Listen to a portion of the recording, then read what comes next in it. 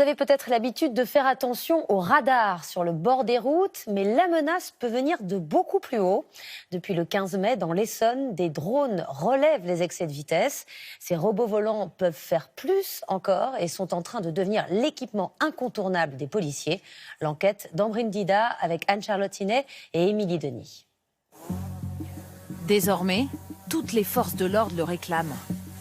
Le drone pour surveiller les manifestations, au-dessus des plages du Pas-de-Calais pour repérer les migrants, évaluer les dégâts de l'incendie de Notre-Dame ou encore traquer les chauffards. Un œil dans le ciel, devenu indispensable pour toutes les missions de protection et de sécurité. Un mercredi de mai, sur une autoroute d'Île-de-France, les CRS testent leur nouvelle arme pour traquer les chauffards. Leur cible ce jour-là, les deux roues. Depuis le ciel, la caméra du drone détecte chaque infraction. Casque noir et moto de couleur bleue, Au sol, les agents démontrent que plus rien ne leur échappe. Vous avez été contrôlé Ouais. par le drone, au moyen du drone, des images, sur l'axe. Vous avez franchi la ligne continue. En 2 heures, 34 infractions relevées grâce au drone. Les motards interpellés sont tous surpris d'avoir ainsi été détectés. Alors ça, c'est une première pour moi. Je ne pensais pas qu'ils utilisaient ces moyens-là. On a beau être attentif à tout, mais à ça, non, on ne peut pas regarder en l'air non plus. Et le champ d'action des drones s'agrandit sans cesse. Dans cette école de police, on assure une formation spéciale pour les futurs policiers dronistes. Ce jour-là, certains ont des cagoules. Ce sont des agents de la DGSI, le service de renseignement du ministère de l'Intérieur.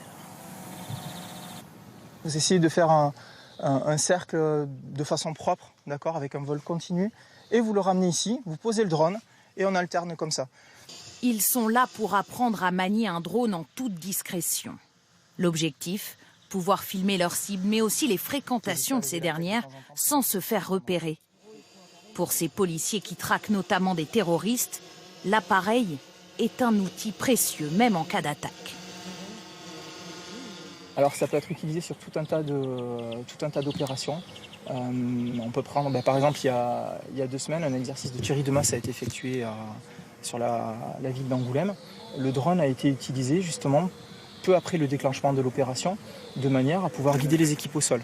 Le drone, en fait, ça va être vraiment un outil opérationnel qui va nous permettre d'avoir un autre point de vue sur une situation, de pouvoir du coup analyser la situation autrement et du coup prendre une décision peut-être beaucoup plus rapide. Les manifestations des Gilets jaunes et leurs débordements violents. Là encore, les drones sont devenus auxiliaires de la police.